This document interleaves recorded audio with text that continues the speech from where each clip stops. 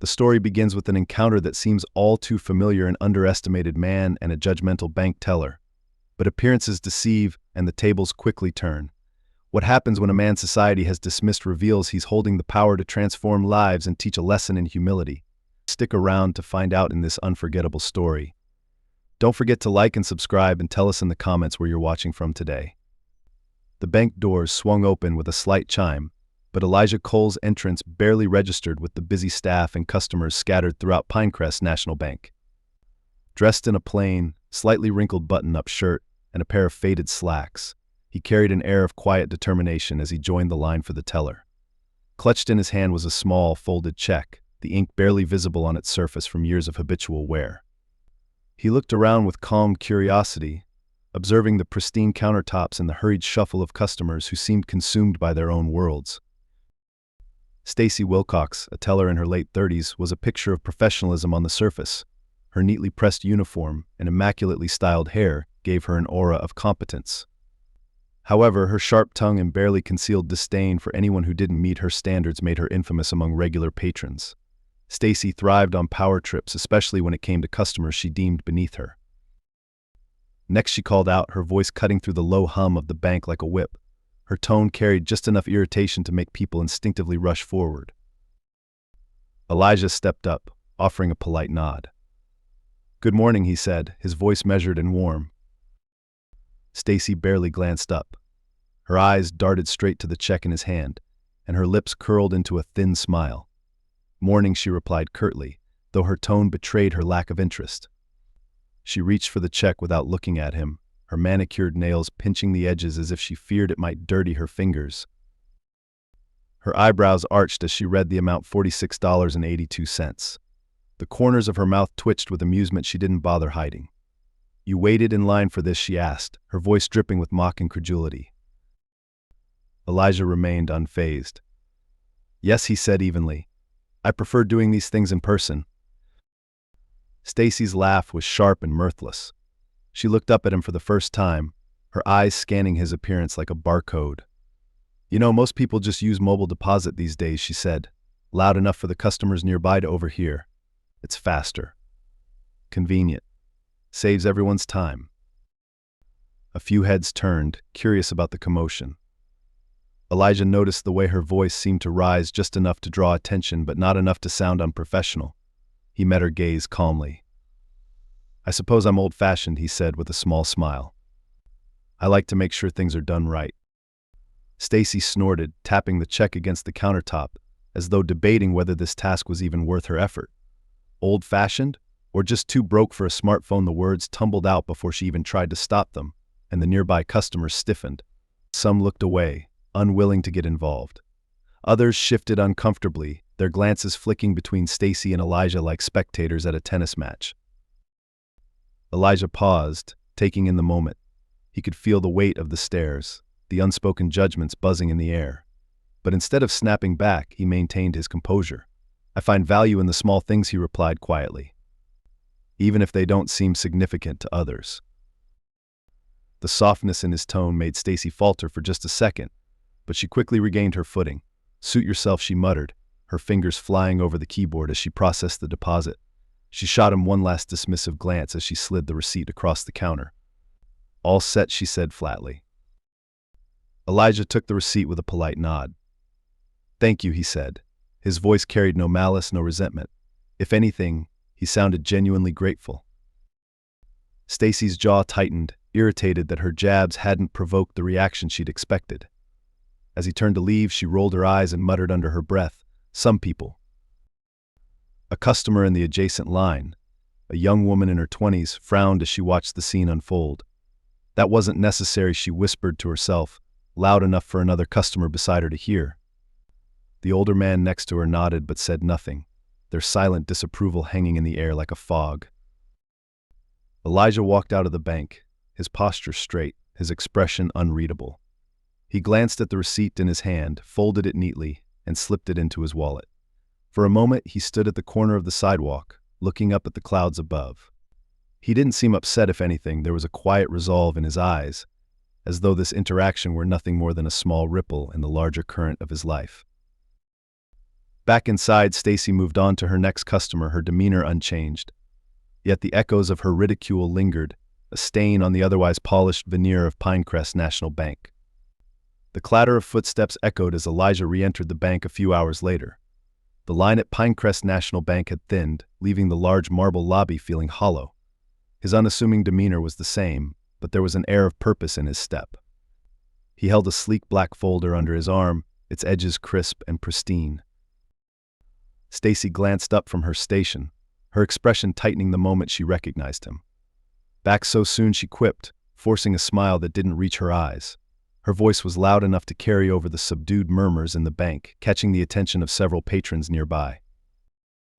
Elijah approached her counter with the same calm as before, placing the folder gently on the polished surface. "Good afternoon," he said, ignoring the edge in her tone. "I need to make another deposit." Stacy leaned forward, her curiosity piqued as her eyes flitted to the folder. "Let me guess," she said, her voice laced with sarcasm. "Another $40. A faint murmur of laughter rippled from a man waiting behind Elijah, emboldened by Stacy's mocking tone. Elijah didn't respond. He simply opened the folder, revealing a cashier's check. Stacy's eyes darted to the figure, and for a moment she froze. The check was for $250,000. The color drained from her face as she stared at the bold numbers printed on the crisp paper. Her fingers trembled slightly as she picked it up, inspecting it as though expecting it to be a prank. "Is this real?" she stammered, her usual confidence evaporating. Elijah nodded. "It is." Stacy swallowed hard, her gaze shifting between the check and Elijah. I'll need to verify this," she said, her voice quieter now, almost cautious. She reached for the phone, her hands fumbling as she dialed the bank manager's extension. "Mr. Grant, could you come to the counter, please? There's a transaction that needs your approval." The bank manager, a tall man in his 50s with a meticulously groomed mustache, emerged from his office a moment later. His eyes narrowed as he approached. "What seems to be the issue?" he asked, his voice measured but curious. Stacy handed him the check without a word, her lips pressed into a thin line. Mr. Grant adjusted his glasses, examining the document closely. His eyebrows shot up as he read the amount, and he turned to Elijah with newfound interest. "This is quite a deposit," Mr. Grant said, his tone respectful.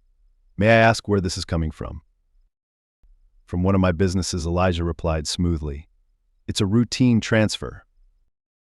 Stacy blinked, the words hitting her like a cold wave.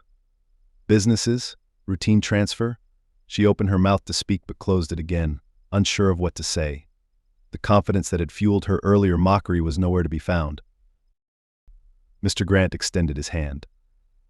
"Thank you for choosing us for your banking needs, Mr. Cole. We're always happy to assist." Elijah shook his hand firmly. "I appreciate that, Mr. Grant." The interaction seemed to flip a switch in the room.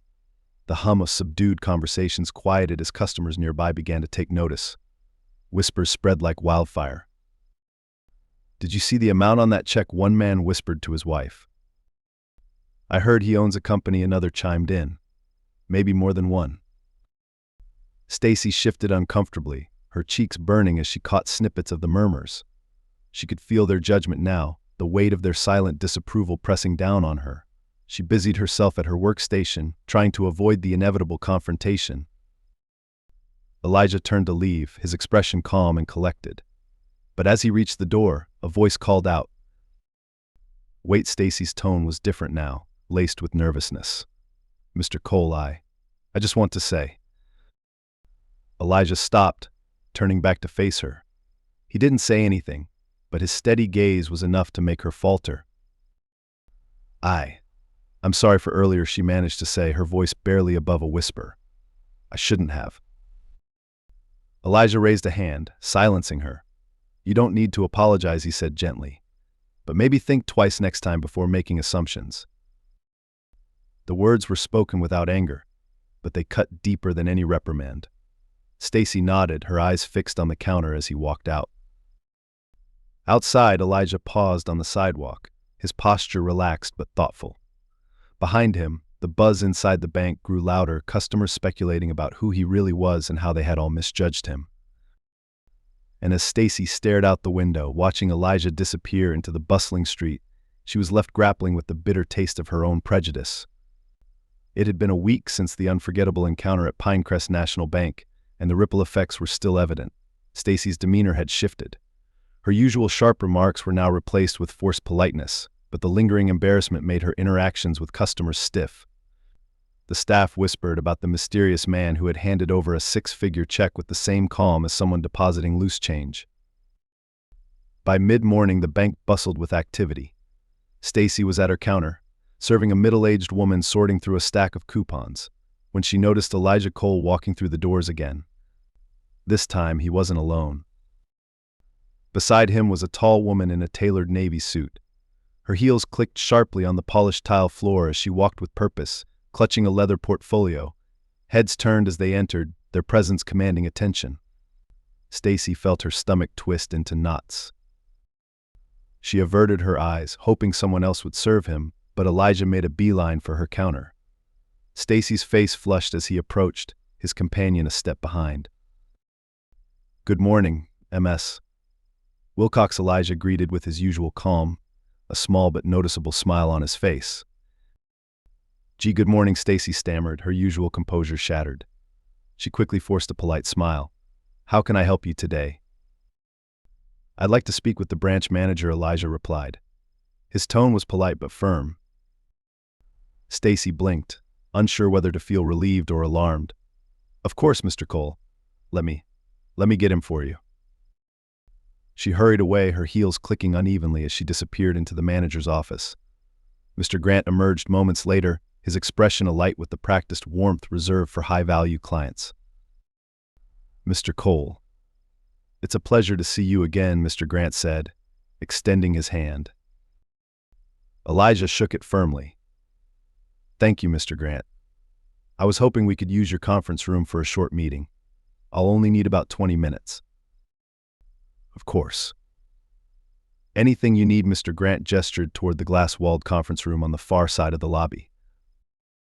As Elijah and his companion walked toward the room, Stacy couldn't help but notice the whispers and speculative glances from other staff and customers. The same young woman who had witnessed Stacy's earlier rudeness was at the teller next to her, murmuring to her friend. "That's him," she said. "The one who brought in that huge check. Who is he, anyway?" Stacy's ears burned as she strained to listen, the humiliation of that day creeping back. Inside the conference room, Elijah placed a folder on the table while his companion opened her portfolio. Mr. Grant stood by awkwardly, clearly unsure whether to stay or leave. "Would you like some privacy?" he asked. "No need," Elijah said with a polite wave of his hand. "This won't take long. I wanted to inform you that I've decided to expand my financial operations. Pinecrest National will be a key partner." Mr. Grant's eyebrows lifted in surprise. "That's fantastic news. We'd be honored." Elijah's companion, now identified as Jennifer through their conversation, handed Mr. Grant a document. "This outlines the terms of Mr. Cole's investment," she explained. "He'll be opening a series of accounts to manage his business operations and charitable initiatives. We'll need assurances regarding your team's ability to handle high-value transactions efficiently." Mr. Grant nodded eagerly. "Absolutely. We'll ensure our staff is fully equipped to meet your needs." Stacy could only watch from a distance, her stomach churning. The words investment and high-value transactions echoed in her mind. It was like watching a movie where she wasn't the hero but the villain exposed in the background. Minutes later, the meeting wrapped up, and Elijah emerged with Jennifer. As they crossed the lobby, Elijah stopped near Stacy's counter, glancing at her with a thoughtful expression. "Miss Wilcox," he said, his voice cutting through the quiet. Stacy straightened, trying to appear professional despite the lump in her throat. "Yes, Mr. Cole. I believe you mentioned something about mobile banking being more convenient," he said, his tone light but pointed. Stacy froze, unsure how to respond. The memory of her ridicule resurfaced in vivid detail. Elijah chuckled softly. "I appreciate efficiency too, but I've found there's real value in face-to-face interactions. It's a reminder that there's more to banking than numbers." The staff and customers in earshot hung on to his words, the air thick with tension. Stacy nodded, her voice barely audible. Of course, sir. Elijah glanced around the room, his smile faint but genuine. Have a good day, everyone, he said, his tone warm but commanding. As he exited the bank with Jennifer, Stacy exhaled slowly, her knees weak from the encounter. She could feel the eyes of her coworkers and customers on her, their judgment unspoken but deafening. Stacy, Mr. Grant's voice called sharply, breaking the silence. He approached her with a clipboard in hand, his expression unreadable. I think it's time we had a conversation about customer relations. The weight of her choices pressed down on her shoulders as the realization sank in. This was more than just a bad moment, it was a lesson, one she couldn't ignore. The glass doors of Pinecrest National Bank swished open once again, catching the attention of both staff and customers. This time, Elijah Cole's entrance felt different, commanding yet calm. Stacy's stomach knotted as she spotted him walking in, flanked by two individuals in sharp suits. Their presence exuded professionalism, and Stacy immediately knew this was not going to be an ordinary visit. Elijah strode confidently toward Mr. Grant's office without sparing a glance at the counters. The manager, who had been seated at his desk, shot to his feet the moment he saw Elijah. Mr. Cole, he greeted, his voice filled with a mixture of respect and nervous energy. How can we assist you today? Elijah shook Mr. Grant's hand firmly and gestured toward the conference room. If you don't mind, I'd like to convene in there. There's some business I'd like to finalize, and I'll need your input. Of course. Right this way, Mr. Grant led the group to the same glass-walled room they'd used before. Stacy's eyes followed them anxiously, her heart pounding. The memory of her earlier behavior toward Elijah was still fresh, a stain she couldn't scrub away. The conference room doors closed, but the tension in the bank lobby lingered. Conversations among customers were hushed and speculative, and Stacy could feel their collective curiosity. A man in line leaned over to whisper to the woman beside him.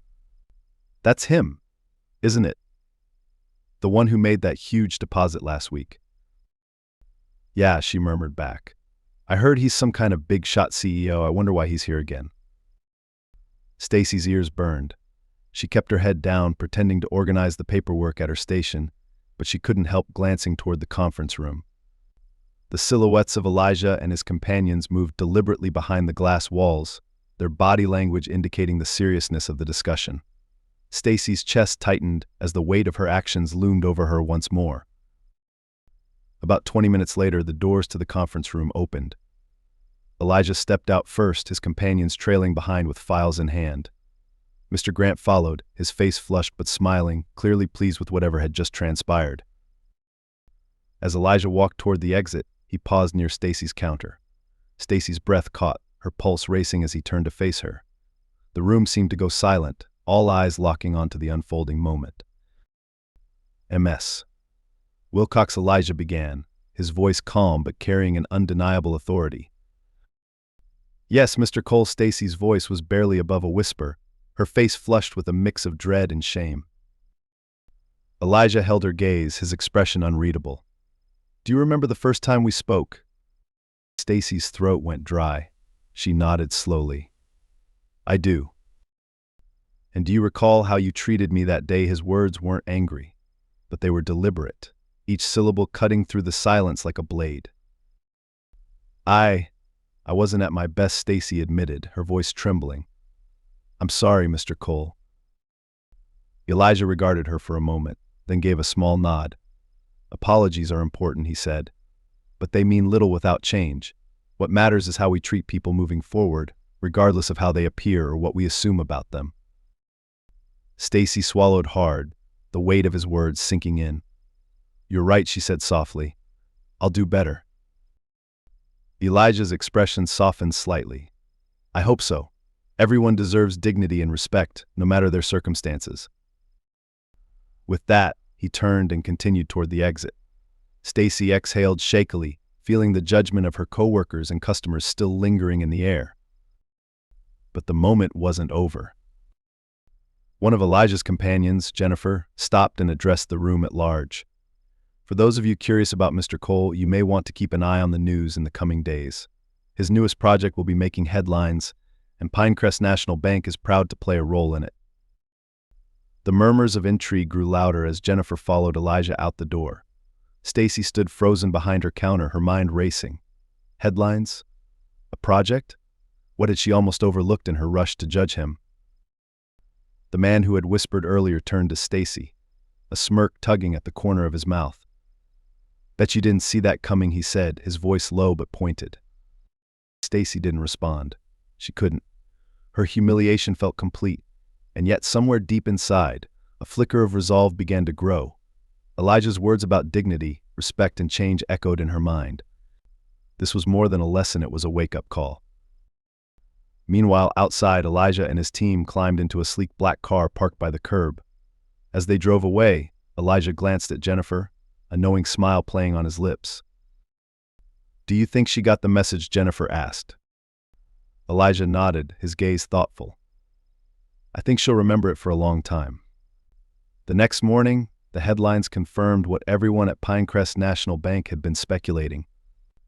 Elijah Cole's photo appeared on the front page of the local business section under the bold title, "Local Tech Tycoon Launches Multi-Million-Dollar Charity Initiative to Support Small Businesses." Stacy read the article on her phone during her break, her stomach sinking with every paragraph.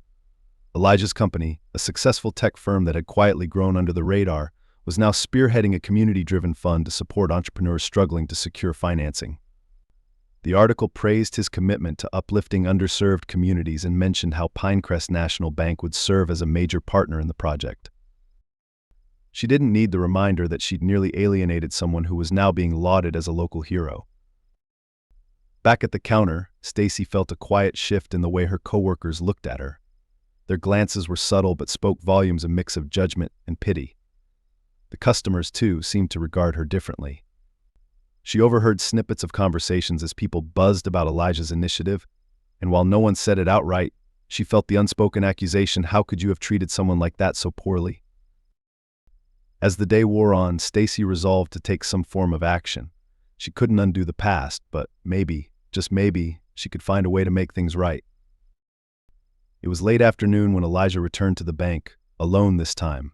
Stacy spotted him the moment he walked in, her pulse quickening. She straightened her posture and took a deep breath. When he approached her counter, she forced herself to meet his eyes. "Good afternoon, Mr. Cole," she said, her tone more subdued than usual. "How can I assist you today?" Elijah regarded her for a moment, his expression unreadable. Then he slid a piece of paper across the counter. "I'd like to open a new account," he said simply. Stacy picked up the form, her fingers trembling slightly. As she scanned it, she noticed the name of the account, Community Growth Fund. She glanced up at him, unsure what to say. "This fund," Elijah explained, "is for helping small businesses get the capital they need. Many of them have been turned away by other institutions, but we'll make sure they have a chance." Stacy nodded, her throat tightening. That's an incredible initiative, Mr. Cole." "Thank you," he said, his tone polite but distant. There was a pause, and Stacy realized this was her moment. She had to say something, anything that might bridge the gap she had created. "Mr. Cole," she began, her voice unsteady, "I need to thank you. Not just for your patience with me, but for the lesson you've taught me. I made assumptions about you, and that was wrong. I'm deeply sorry for how I treated you." Elijah studied her for a moment, his expression softening slightly. "Apologies are important," he said, echoing his words from the day before. "But like I said, it's what you do next that truly matters." "I understand," Stacy said, her voice firm, "and I'm committed to doing better, to treating every customer with the respect they deserve." Elijah nodded, seeming to accept her words. "I'm glad to hear that," he said. "We all make mistakes. It's how we grow from them that defines us." As Stacy processed the account opening, Elijah's words lingered in her mind, their weight settling into something that felt almost like hope. 2 weeks later, Stacy found herself on a sunny Saturday morning at a local community center, standing in the back of a crowded room. Elijah was on stage, speaking passionately about his vision for the Community Growth Fund. Business owners and community leaders filled the room, their faces lit with admiration and gratitude. Stacy had volunteered to attend on behalf of Pinecrest National Bank, partly as an act of atonement and partly because she genuinely wanted to support the initiative. As she listened to Elijah speak, she was struck by his sincerity, his unwavering commitment to helping others. It was a stark contrast to the image she'd painted of him in her mind during their first encounter. After the event, as attendees mingled and exchanged ideas, Stacy approached Elijah cautiously. He turned to her, his smile warm but measured. "Thank you for letting me be part of this," she said. "It's inspiring to see the impact you're making." Elijah tilted his head thoughtfully. "It's not just me," he said.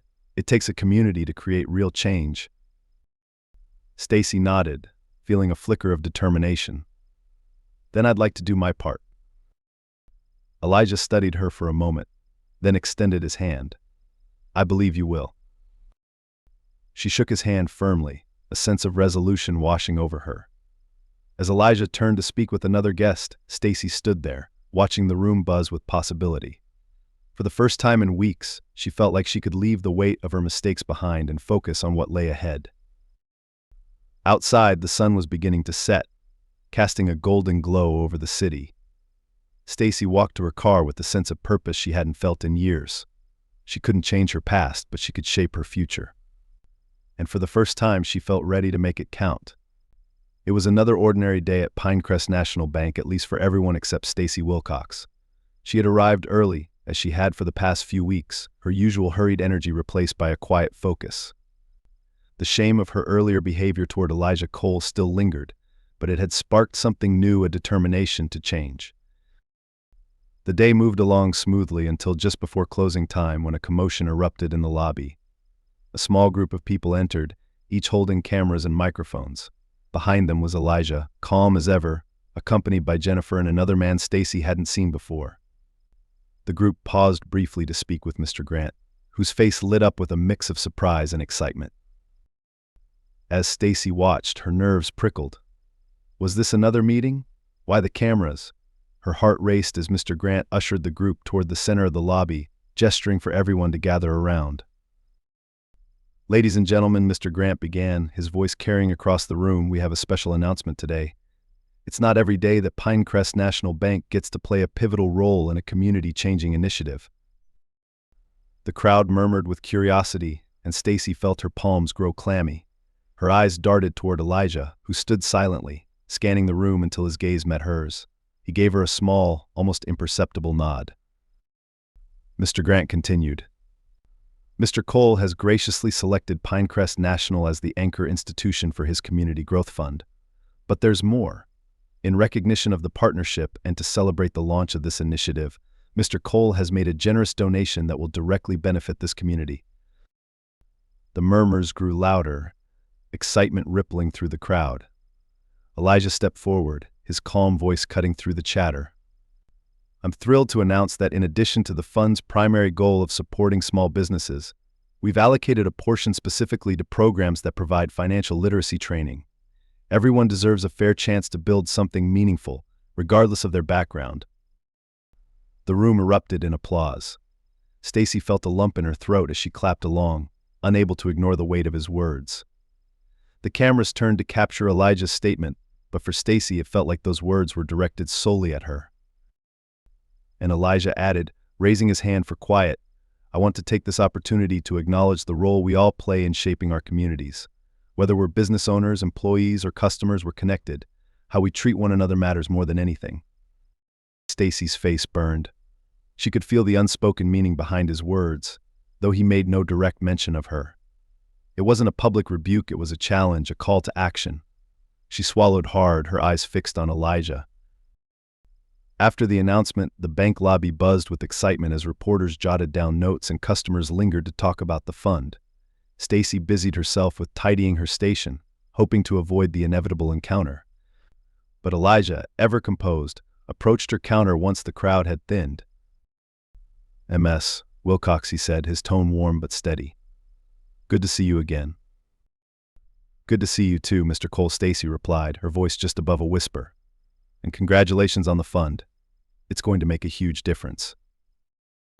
"Thank you," Elijah said, his eyes scanning hers with quiet understanding. "I hope it will. But the fund's success depends on more than just donations. It depends on people being willing to change, willing to look beyond their assumptions." "I understand that now," Stacy said, her voice trembling slightly. "And I want you to know that I've taken your words to heart. I'm trying to be better not just here but everywhere. Elijah nodded, a faint smile softening his features. That's all anyone can do, try. It's never too late to grow. As Elijah turned to leave, Stacy felt a weight lift from her chest. She knew she couldn't undo her past mistakes, but for the first time she believed she had the tools to build a better future. Her interactions with customers began to feel less transactional and more meaningful. She treated each person who approached her counter with respect and care, no longer allowing her assumptions to guide her actions. In the weeks that followed, the Community Growth Fund made headlines for its innovative approach and measurable impact. Small businesses across the region began to thrive, their owners citing Elijah's vision as the catalyst for their success. And at Pinecrest National, Stacy quietly became one of the fund's strongest advocates, volunteering for financial literacy workshops and going out of her way to support struggling entrepreneurs. Elijah never returned to the bank for another meeting. He didn't need to. His presence lingered in the lessons he left behind, reshaping the culture of the institution and the lives of those who had encountered him. One day, as Stacy prepared to close her station, she noticed a folded piece of paper tucked beneath her keyboard. Opening it, she found a handwritten note change as a journey. Keep moving forward, --E.C. Stacy smiled, slipping the note into her pocket. For the first time, she felt like she was exactly where she was supposed to be,